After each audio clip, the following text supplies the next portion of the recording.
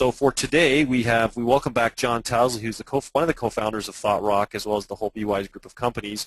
John has extensive experience in IT and the IT education marketplace. John began his career at Nabisco Brands in IT, then established and ran his own multi-site IT education and consulting business in Canada and the United States. John has served on CompTIA's A+ and Network Plus advisory councils and is ITIL certified. John graduated from the Richard Ivey School of Business at the University of Western Ontario. And with that, I will turn it over to Mr. John Towsley. Thank you, Rick, and welcome to ThoughtRock Live, everyone. Today our topic is asset velocity, learning organization, and we'll try to stick to our times and hopefully field a bunch of questions and provide you with some practical, pragmatic kind of advice with respect to getting your service desk up to speed and optimizing your learning. So let's talk a little bit about asset velocity and what it means, and then let's talk about why it's important to measure training effectiveness, the things that are important to your organization, not just you, but to your IT management as well as to your stakeholder management. And we'll talk about benchmarking, utilizations, and the likeliness of succeeding. And then we'll take a look at the basis for training success, so measuring individual performance and measuring training effectiveness as well.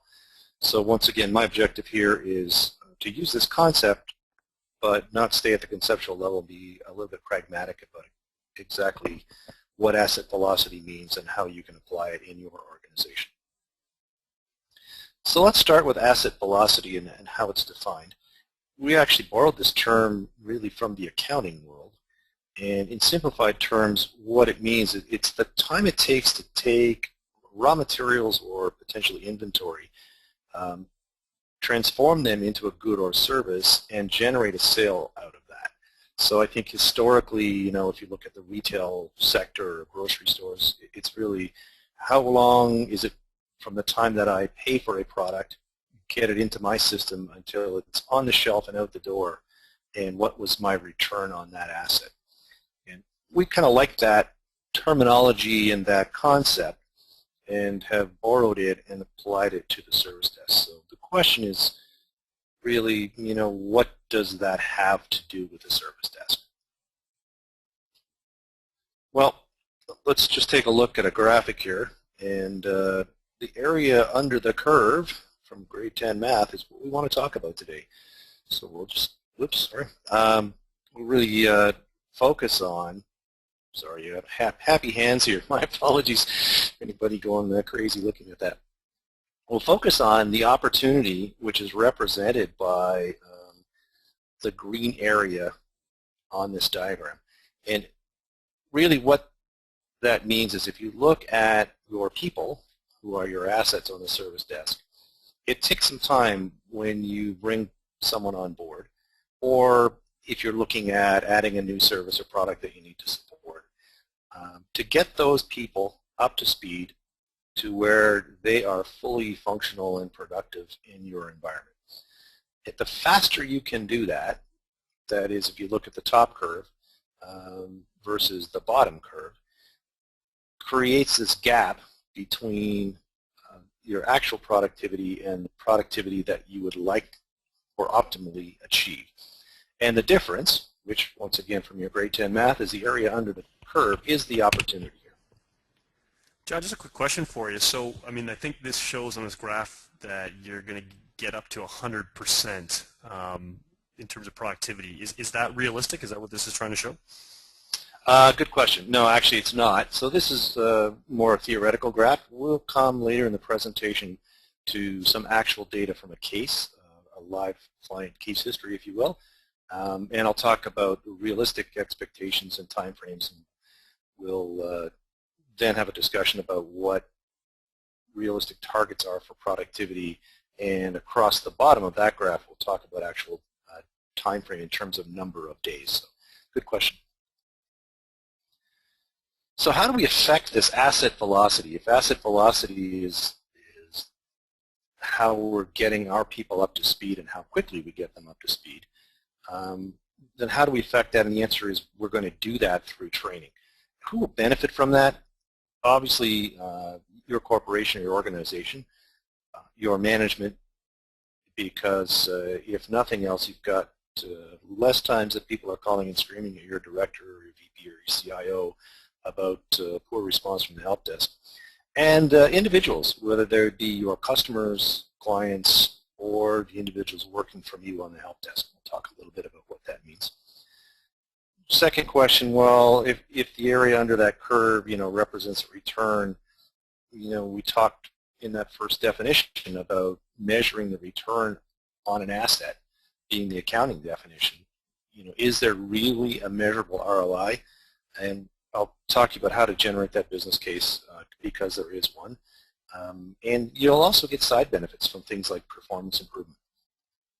Certainly there's a benefit to certification if you wrap certification into the training programs, and that benefit reaps or is reaped by your individuals on your team because they're increasing their value to your organization and their value in general. And as a team, there's a value to being certified and producing better results within the organization for the collective team because you're valued more appropriately by the organization. So both individually and collectively, there is value from applying this concept and achieving asset velocity or improved asset velocity through training. So in order to kind of put this in context, we're going to step out of the IT service desk arena for a few minutes and just talk about the concept of training and the way that your HR organizations look at that. If you've had the pleasure of dealing with the folks in your training and development department, as I suspect you have, typically they're all versed in something called Bloom's Taxonomy of learning. And some of you, or all of you, may have been exposed to that yourself. But just let's bear with me and we'll revisit that briefly here as it applies to the service desk. So what Bloom said, there are a number of domains in terms of learning.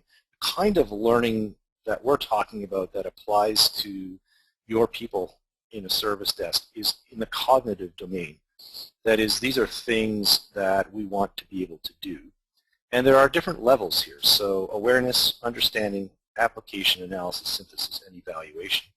And they really represent, from our perspective, the depth of learning. So what level do I need to know? How much detail do I need to get into? And if you think about the kind of words you'll see from a training perspective or perhaps on a job description that you might create for your people, these would be sort of the action verbs, if you will, or descriptors. So at awareness level, I need to be able to list the points. At an understanding level, I can summarize it. At an application level, I can actually demonstrate what's supposed to happen. So think about the simple examples in terms of maybe understanding Office, 2007 or 2010, and what level of expertise that or learning your employees need to be productive in the job. Analysis, I can explain it at the synthesis level. I can put ideas together. So I may be able to look at a business problem that someone calls and asks about, and I can actually analyze the problem and be prescriptive in terms of, no, you know what, you shouldn't really be doing that in Excel in pivot tables. That's actually a database application, and here's our standard database and how you approach that. And then you move on to evaluation, where you're actually recommending. So in essence, at the first two levels, and certainly for level 1 support, you're looking at reference and practice, and by and large for the applications or services that you're supporting, I would think you'll want everyone at those levels. When you get up to analysis and synthesis, that's easy to say as long as you don't say it quickly, you really want people at this level to be able to simulate, understand, demonstrate what's going on within the service or application that you're supporting. And then, to get to the evaluation level, those individuals are going to need experience.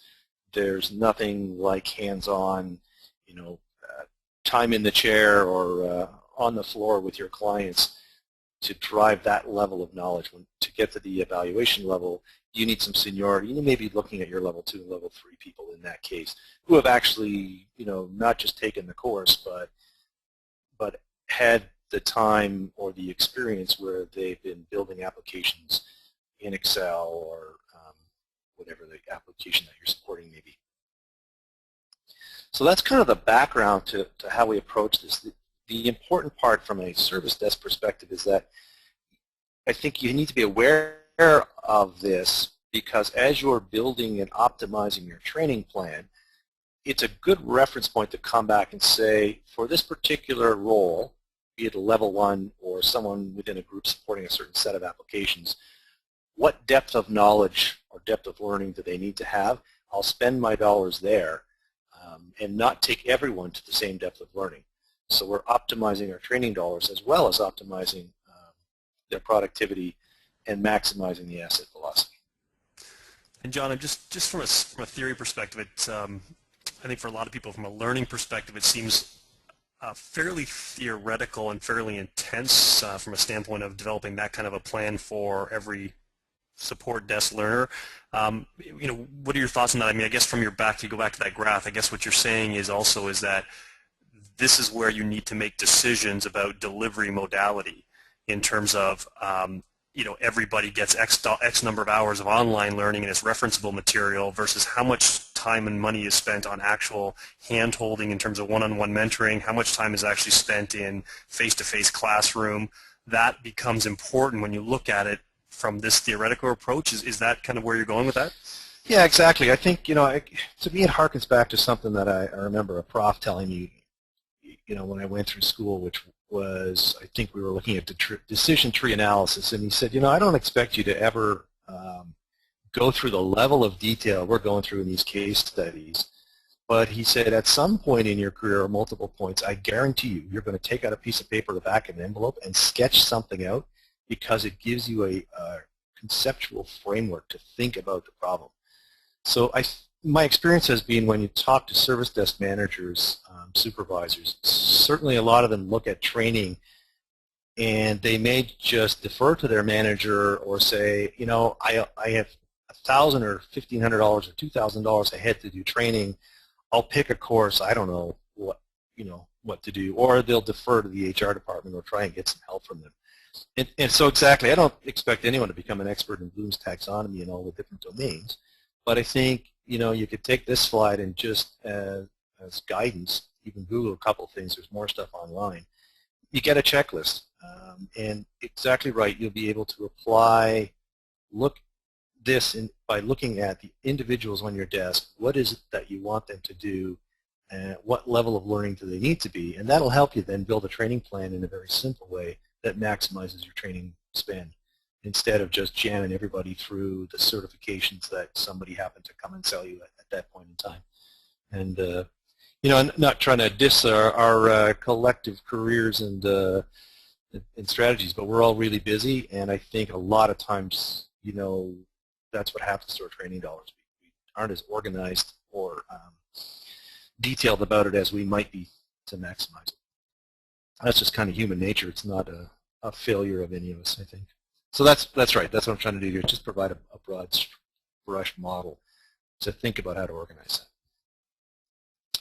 So training and utilization, the other thing about that is you really need to look and understand, as we were just talking about, what do you have budgeted and what should you budget? So exactly the point, going back to that previous model that can help you set that up. This is kind of a double-edged sword. So, if I do less training, then I might get lower utilization. If I do more training, I might get lower utilization. So what do I do? And I think our point here is striking that balance. Pick a model, whatever model you use, think about it, spend a few hours mapping it out. Just don't sit on the fence, wait till the end of the year and say, hey, I've got X thousands of dollars left in my budget, we better use it up so we get it next year. What training's out there that we could throw at people and maybe make it effective? So it's taking a planned and organized approach is really what we're advocating. So, Rick, you asked about utilizations, and let's come back to this graph and talk about asset velocity and the asset velocity equation. So this is more specific and really based on an actual case study. So the bottom curve represents what was happening in the organization. So you see people being, when they join the organization on the service desk, being, not productive, and then the weekend being sort of 18% of their time actually on the phones answering questions within the normal allotted time frames. And then you go out to 35 days and they're up to about 61%.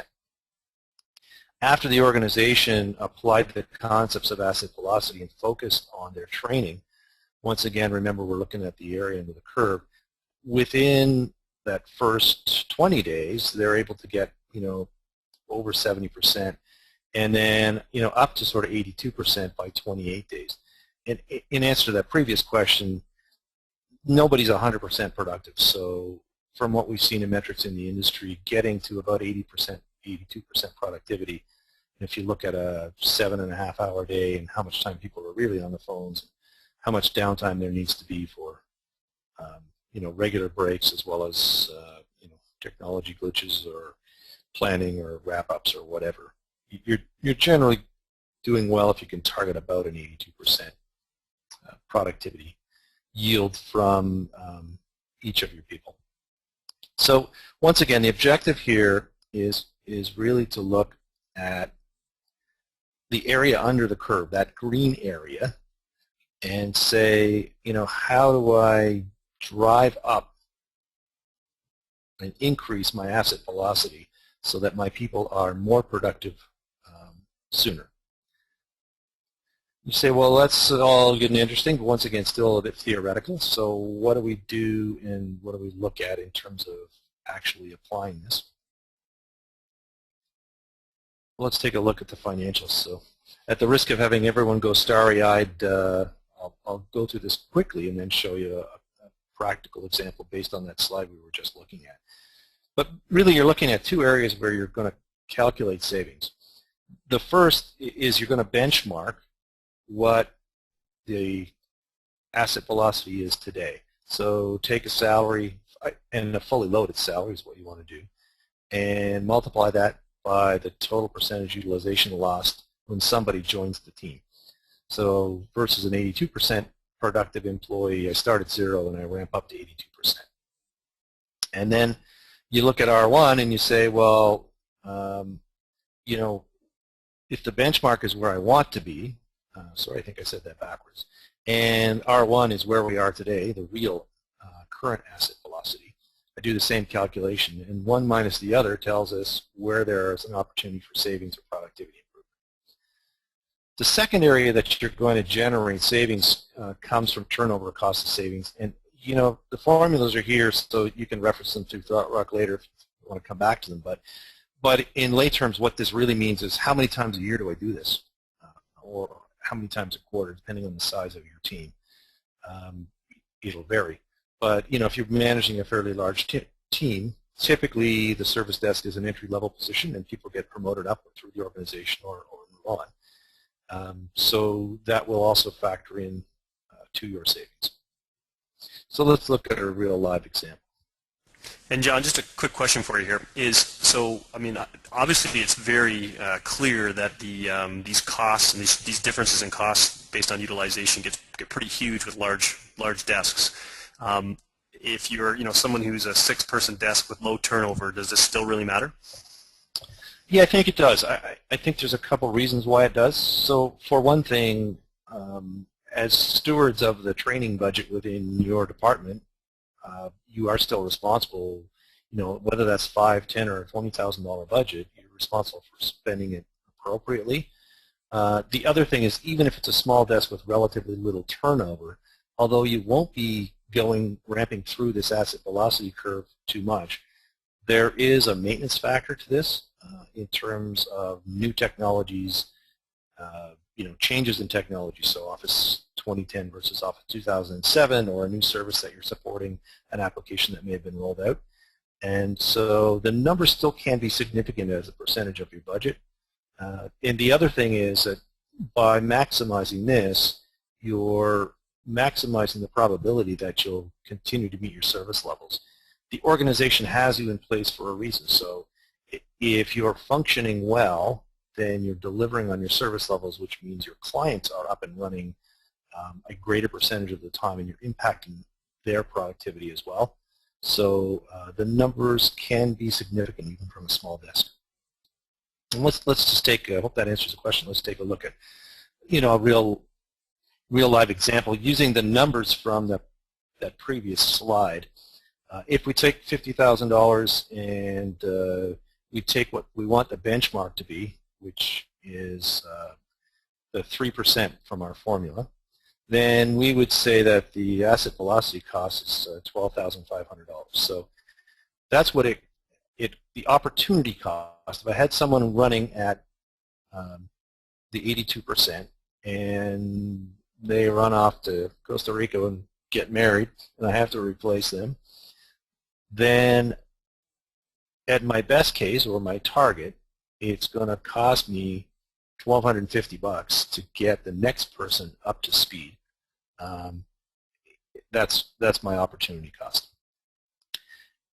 If I look today and measure what I'm doing based on that previous example, when the organization, before they had applied the concepts of asset velocity, the percentage was closer to 6%, and so it was costing $3,000. Using our formula, then, we look and say, well, if I can get my whole organization or team up to my benchmark to where I want to be in terms of asset velocity, in addition to the standard training that I'm already doing, it pays me to spend another $1,750 on their training to drive that curve up so that I am getting the same individual more productive more quickly. So I hope that makes sense to everybody. So essentially all you're looking at, a very simple calculation, and saying, hey, you know what, we should spend another $1,500, $1,700 per person on training to get them up to speed faster, because it will save the organization that much money anyways. And then you have all the soft costs or intangible benefits on top of that. I didn't do a turnover savings calculation for this particular example, but I think you can see, the relatively straightforward. The number of times I do that every year, I can then multiply this out. If I have, 10 people turning over a year, it would be 10 times essentially, and you start getting in large numbers. And John, just again for clarification, could you clarify again where you got those percentage numbers? I mean, Sure. First of all, why the 50,000, and also where you got the 3 and the 6, just to make sure everyone's crystal clear on that. Yeah, absolutely. So $50,000, we just took a shot at that being, relatively close on a sort of North American-wide average for a fully loaded help desk analyst at a level 1 or so. They may not be making quite that much, but by the time you give them a desk and pay their benefits, your number may be higher. In this particular case, that was about the right number. The 3 to 6 and 6%. What we do is you go back to this graph. You're essentially looking at once again the area under the curve here. That's not showing very well. Let me grab another spotlight. So if I'm looking in this area here, essentially the percentage, if you take what we were doing before, we're pretty close to the same path up to the 14-day mark, but then up to 35 days, there's a much higher percentage utilization from the top curve, and a lower percentage, obviously, from the bottom curve. So for 14 to 35 days, which is almost 20 days, if I do it this way, I'm more productive, and I just take the average percentage. So, for example, there are 250 working days in a year, so that 20 days, a little bit less than 10% of the year, times the percentage more productive that I am, and essentially back to grade 10 math again, it's the area under the curve. I'm just calculating a percentage to multiply by. So hope that's clear as mud for everybody, but that's how you get that. So I take 35 minus 14 is 10 days. That's X percentage of 250 working days per year. times the increased productivity gain gives me another percentage, which would be either the 3 or 6%, depending on what we're looking at. So an algebra lesson will follow this, Absolutely. live session. Fantastic. Yeah. Okay, so a couple other questions that are here. When you're talking, if you can skip through ahead to, I guess, the slides and the costs and that sort of thing.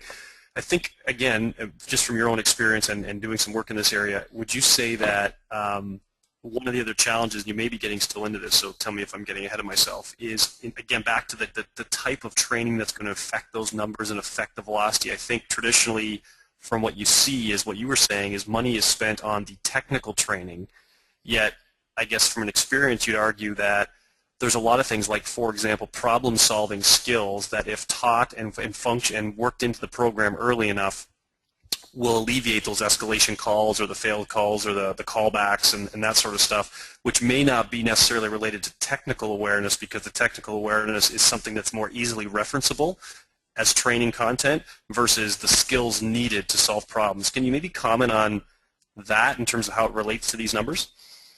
Yeah, absolutely. And I think actually I will be addressing a couple of those points. Let me just pop forward. There you go. So how do you establish that training standard? And that's the point, I think, is benchmark against your industry and your peers, so that first of all I know what I should be targeting towards, and start with the very basics of that. So what does the industry do in general? There are a number of ways to find sources for that kind of stuff. And then absolutely you want to focus on, if you look back at metrics as well, where are the areas that drive the most impact? So what today takes people the longest to get up to speed and impacts their productivity? What are the things that hold them back from being able to measure productivity in the typical ways we do on a service desk? So if Jane comes on board and it takes her 12 minutes to handle a call versus Julia who handles them in 8 minutes, what is the difference in their knowledge? And a lot of times I think we look at that and say, well, it's just experience, she'll get up to speed. But if you go back to that Bloom kind of model, at least you can start to think about that and break it down and say, no, what is that? What is it specifically that she knows? Well, she knows more about our environment. Okay, well, what are those things? Because if I document those things and train to them, then that may help. Or is it, as you suggested, is it a soft skills thing? So is it, call handling and effective call handling, so that there's sort of less of the idle chat but still friendly and customer service oriented? Is that the difference? And then once again specifically, so what training, what exercises, what simulations can I put new people through that will get them up to speed faster? Setting that expectation. A lot of times it's just as simple as that. If people know that it's being monitored and the reason it's being monitored, it's not because I want to be able to harp on you and tell you that you're not productive enough, or keep your pay scale down. We all are striving towards success. So if I'm motivated to get there because we reward ourselves as a team, then as the participant, I'll also help and tell you, hey, you know what, I could do this faster, but I don't know. Here's my challenge, here's my problem. So it is that combination of, what's everyone else doing in the industry, particularly, peer organizations, if I can find that. What is it that my target should be, and how do I engage not just the employee individual, but my other employees and the team to identify what learning is required, whether it's a hard or soft skill. So I hope that answers that question. The last part of this, I think, is equally important. We talked a little bit about it, is that maintenance plan. So even if you have a small desk, that question came up, why is this important? Well, if you think about it, how often do you buy a new car or move into a new home? It's like hiring a new employee. How often do you change the oil in that car, get your house clean, service your home? And what's the cost if you don't do those things? If your car runs out of oil, it's a pretty expensive fix, versus having a regular oil change. And, I think what happens a lot of times, we get this question, especially with respect to certification. Well, what happens if I train my people and then they leave? And the best answer I ever heard to that was from a guy named Martin Bean, who used to run the Prometric training centers. And what he said is, what if I don't train them and they stay? So if you think about that, it's really true, right? So what's the cost as a result of having somebody who blows a call, especially if it's a high profile or high severity call? And so it's one of those conundrums, but I think if you are managing well, have a team that works together, that has common goals, if you're mapping a career path for people, it may be that their career path takes them out of the organization eventually. But that's a fair trade-off, especially if you're focused on getting them up to speed as quickly as possible. Because if that's going to happen, you know, within a year or 2 years, is often the case on a service desk, it's going to happen anyways. Your objective, I think, is to get those people up to speed and productive as quickly as possible. And this model just gives you a way to calculate what that training investment ought to be and where the return comes from. So if you measure the productivity, you can drive towards some progress, which is really what we're trying to do. Our recommendations for getting started, you know, take a small sample of the team, new team members if you can, depending on the size of your desk and how often that happens. Take a look at the learning object, the course material, and understand what you want the outcomes and expectations to be, and get a good understanding of how long that should take to complete so that you can set those expectations up front. Measure the length and the productivity, you know, what you're expecting versus what actually happens. Because what you can do that doesn't necessarily cost money, if you, like anything, you know, you see these concepts in IDLE, the continuous improvement concept. If you take a look at what you're doing today, it might be that all you need to do is change the sequence of the training or slightly tweak the content of the training based on your employee and your team's feedback. It doesn't necessarily require, you know, a whole rewrite of your content to drive improvements. It could be as you look at it and you ask questions, say, well, this person could have been up to speed on this many more applications if we trained them in this sequence instead of the sequence we're using today. And then, you know, revise those learning objects and test them on the new team and see how your asset velocity improves. And that will change over time. As technologies change, as you add new services or your organization's business requirements change, you'll constantly have to be measuring and monitoring this. And really, I think if there's one takeaway you could get from today, it's develop a model, develop that benchmark, and then apply that model and the continuous improvement concept to the model. And because you're measuring, you will be able to measure the results and justify the cost and the investment to your organization. That's all she wrote for today. Okay, John, we have a couple more questions here. So just from experience and from what you've seen in the years you've been in the education industry, can you talk to, again, just high level in general, your recommendations on where you typically see the education dollars being spent to theoretically, you know, orient and bring people up to speed, and where you think there's an opportunity missed in terms of whether it's skills or technologies or approaches. What, you know, there's all kinds of certifications, there's all kinds of these things, as you mentioned, that are part of the big buffet of choices that we have to educate. So anecdotally and you know, with brutal honesty, what is it that you've seen over the years, and where have you seen a better application of the types of skills that are being developed to further that velocity? You know, so whether it's soft skills or technical skills, if you could just talk in general about approach with some kind of real, you know, real specifics. Yeah, and here's what I would say, that the smartest approaches that I've seen, and I think most people have caught on to it and are doing it today. First of all, there's this concept of a base level of skills, skill requirements for the job. And most organizations today, and it harkens back to that sort of what if I train them and they leave, most organizations will set a benchmark.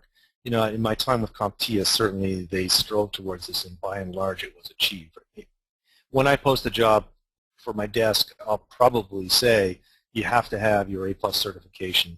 You probably have to have, an HDI analyst certification or something certainly that's equivalent, and maybe Microsoft Office or certainly the equivalent knowledge. So the first step is in defining the job description and the base level of technical skills and soft skills that are required or have been demonstrated. The trade-off there is you're going to pay more for individuals who already have those certifications. And using this model, you can do the calculation, and it's geographic centric as well. So you'll have to do that calculation locally and say, hey, you know what, I can hire young people right out of college who've had exposure to this stuff but may not have the certifications. They're hungry to learn, and I can get them X dollars less expensively than I have to pay for somebody who's been in the industry for 5 years. And you can do a quick envelope calculation and say, you know what, makes sense. So that's the first thing that I see very pragmatically is people saying, hey, let's identify the minimum bar to get into the job in the first place. The next thing, what we typically see versus what I would recommend, I do see, as I alluded to, that training is viewed by service desk managers as kind of an event and a reward. So I have a training budget, A, and B, it's the first thing that may get slashed or cut if I don't use it. It's not tied strategically into our productivity and return. So that puts it right up there on the chopping block to start with. So depending on how the year's going, and we've all been through this certainly in the last few years, right? Halfway through the year, somebody comes along and says, whoa, we're not doing as well as we thought. We didn't sell as many cars or widgets, so we cut your training budget. And if you're in that kind of, yeah, I'll think about that later in the year as we see how things are going, then you're in trouble. The other side effect, even if that doesn't happen, as I think alluded to, Rick, what we see is people looking then and saying, well, I'm going to apply that to a certification that people think they want, and I think might be useful to us. It increases their value, and gee, maybe it will help us. But I'm not really sure how. So we'll get people ITIL certified, or maybe one or two people will get the next level of ITIL certification, or they'll do knowledge-centered management from HDI or something, and hopefully they'll learn something that we can apply. And honestly, that to me is not money well spent. It's not particularly difficult to apply this model to look at your own metrics and at the things that are slowing you down from being more productive. A lot of times what we'll see, and there's a crossover between disciplines here, ThoughtRock has a lot of focus on ITIL and the ITIL discipline. A lot of times you'll see stuff like problem management. It might be related to your particular service desk application, the way you track and handle things. If you look at the way people are spending time handling calls, it could be that application or the way the process is set up is inefficient. But once again, it might be something completely different where they need some skill sets in basic problem resolution, because rather than catching and dispatching, the level 1 folks could solve more problems if they had a better grounding in how to listen to what it is that the customer is saying and to apply some basic problem-solving skills right up front. So it varies from organization to organization, but I would say those two things. Set that bar. What's the expectation about the tactical skills that you have coming in? And then more pragmatically, what are the less tangible skills that I've taken a look at and applied to my organization where I know they will drive up my productivity because we'll solve problems faster, or we'll know how to handle customer relationship or customer contact better, and therefore it'll be faster. So rather than, the customer repeating the same thing over and over again because they don't think I'm listening, if I can affirm to them quickly in the call that I am listening, that's a soft skill. It will actually drive my call times down. Very good. Excellent. Thank you for that. So I don't know if there's any more questions. If you have them, please post them fairly quickly. And I just want to do a quick wrap-up again, and let everyone know about next week. So again, we're back at 12 p.m. next Tuesday with ITSM reporting from Alan Steer from the Marvel Group. trying to help you with learning how to sell yourself to the business and instill organizational, stakeholder, customer confidence. A lot of speakers we've had on Thought Rock Live this year have talked a lot about, every time they talk about ITIL and success in ITIL, there's a lot of time spent on selling the business and business buy-in, executive buy-in, and peer buy-in, all that sort of stuff. And I think that's what Alan is going to focus on, are really pragmatically and practically what are some of the things that he's seen or that you can do to actually move buy-in forward, because I think it's such a motherhood statement that oftentimes we haven't got prescriptive and practical guidance towards it. So that will be the session next week. So for either you or other colleagues that you want to invite, please let them know, and keep an eye for your weekly Thought Rock communication. You'll see more information about that. John, any final comments on your topic today before people sign off in terms of recommendations, thoughts? Yeah, I think just to wrap up, and I've probably said it a few times already, think about this as more of a science than as guesswork. You're basically saying, here's the model that I'm going to use to apply to my training budget to drive a return from that by way of increasing the productivity of our people from where it is today and making that curve faster for new people who come on board. And, really, whether you use it exactly the way we've outlined it, have a model, apply the model, and like anything, measure the results. Right. And I guess from what I've heard is two things. One is also, we just kind of touched on it, but there are so many different learning innovations out there to support the help desk manager in terms of how to capture learning as an event as well as for ongoing reference. And in addition to that is being really smart and innovative and creative on the types of skills. If you really sit down and think hard about it, what are those skills that truly decrease the number of escalation calls in that first 2 to 3 weeks of that new hire, or allow them to solve those problems faster or have access to the information to answer the questions. But it's a combination of, if you go back to Bloom's graph, it's a combination of delivery modality, level of learning required, and then just the real focus on what are the skills that need to be applied in those different learning modalities. So I think that's kind of what I got out of that. Yeah, the other thing I think, just in sort of summary, you alluded to it, it might be interesting to see if people have a desire to learn more about it. There are a lot of different technologies that will allow service desks inexpensively, once they have identified the gap, to develop or build that training and reference material and make it available to their teams and, in fact, to their customers. It's probably a whole other subject in terms of, knowledge management tools and rapid development tools for learning. But, yeah, there's some pretty exciting stuff going on there, actually. Yeah, new stuff on the market. So maybe that will be a subsequent session, is just on the innovation around the learning tools that are out there, learning and referencing, and like you said, knowledge management, because there are new things that come aboard or come out there every day. So that probably is another session, which would be great. So kind of a good segue to say, if you have other ideas or requests for further information, John, if you could just flip through the last slides, we've got the contact information up there. If you've got any other ideas for further Thought Rock Live sessions, whether it's a follow-up or a tag-along to this session, or it's completely different and a different subject where you're having some stressors on, and you know that other colleagues across the world that are in the ITSM world are suffering from, we have great ability to go out there and seek out those resources and get them to come on to Thought Rock Live and offer these sessions to you folks. So please make those recommendations to us either in any one of those contact information points on the slide now, or through the ideas section in Thought Rock if you are a member. So you've got all those avenues to get in touch with us and let us know if there's some folks and some content that you'd like to hear. So again, I'd like to thank John for coming back today and doing that session today. Thank you very much. And for all those folks who have come back to us and continue to come back to us, as well as those new folks that have joined us today, thank you very much. And I hope to see you back on Thought Rock Live next week and into the future. Thank you very much.